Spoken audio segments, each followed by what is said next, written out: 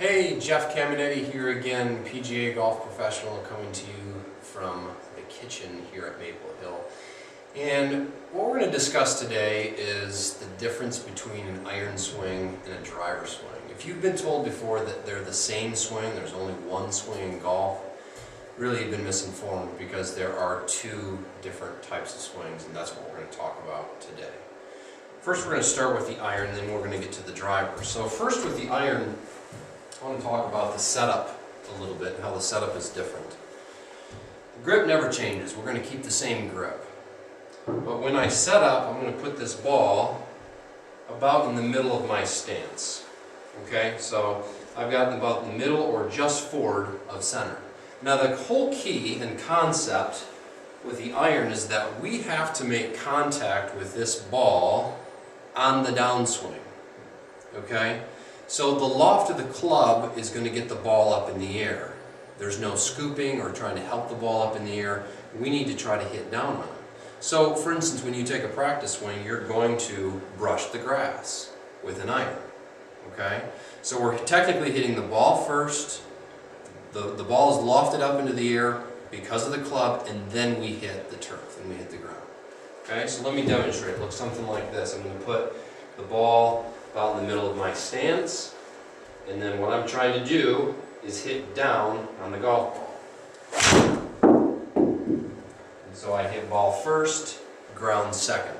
So how is that different from the driver? Well, there's been plenty of times I'll be giving a lesson and I see someone pull out their driver, and their first practice swing they hit the ground. And then that's when I know we're in trouble. Why are we in trouble? Well, if you can see next to me here, now we've got a ball on a 2 3/4 inch tee, or whatever size tee you hit, but the ball is literally up in the air.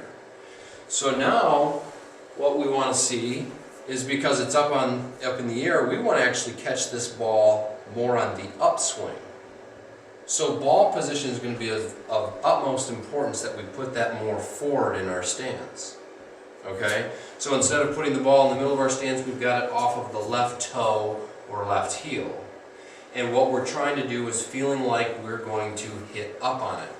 One of the things that I've done with a lot of my students is I'll put a tee in the ground, and I'll just say to them, all I want you to do is try to clip the tee without hitting the ground. Try to break that tee. Get the tee out of the ground without hitting the ground with your driver. Then we simply put a ball there, and I say, hey, look, the ball just gets in the way. So if we can make that same swing hitting up on it, we're going to make better contact on the club face. Okay, so many times if people come in steep, hit the ground, the ball hits up on top. If any of you have any of those marks on the top of your driver, we call them dummy marks or sky marks, it's because you're hitting down on it too much, now that ball goes up.